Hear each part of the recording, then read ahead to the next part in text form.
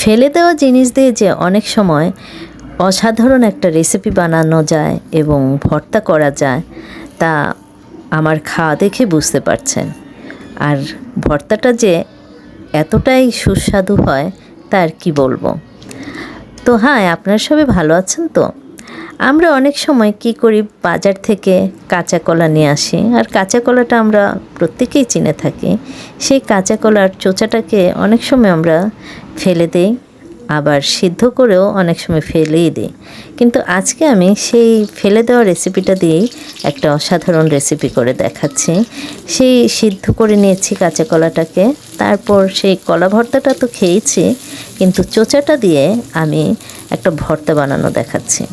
প্রথমে আমি কড়াইতে অল্প একটু তেল দিয়ে দিচ্ছি, তার মধ্যে গোটা কয়েকটা রসুন, শুকনো মরিচ, পেঁয়াজ কুচি আর সেই কাঁচা কলার চোচাটা নিয়ে নিয়েছি। নিয়ে খুব ভালো করে একটু আলতো করে ভেজে নিয়েছি, দেখতেই পেয়েছেন।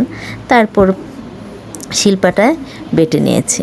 চাইলে এটাকে ব্লেন্ডও করতে পারেন, কিন্তু পাটায় পিষে ভর্তা খাওয়ার মজাটাই আলাদা। আর এটা যারা খেয়েছেন তারা অবশ্যই বুঝে থাকবেন।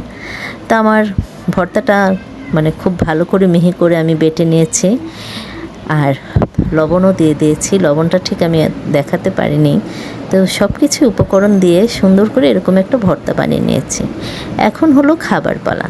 গরম গরম ভাতের সাথে, কিংবা আপনি যদি এটা খিচুড়ির সাথেও খেতে চান, খুবই দারুণ লাগে। তো রেসিপিটা একবার যদি যারা খেয়েছেন তারা তো খেয়েছেন, আর যারা খাননি আমার এই রেসিপিটা ফলো করে একবার বানিয়ে খেয়ে দেখতে পারেন। অবশ্যই বলছি খুব ভালো লাগবে। আর ভালো লাগলে লাইক, কমেন্ট, শেয়ার করে আমার পাশে থাকবেন আমার ইউটিউব চ্যানেল এবং ত্রিনা কিচেন ফেসবুক পেজটাতে। তো আজকে এই পর্যন্তই।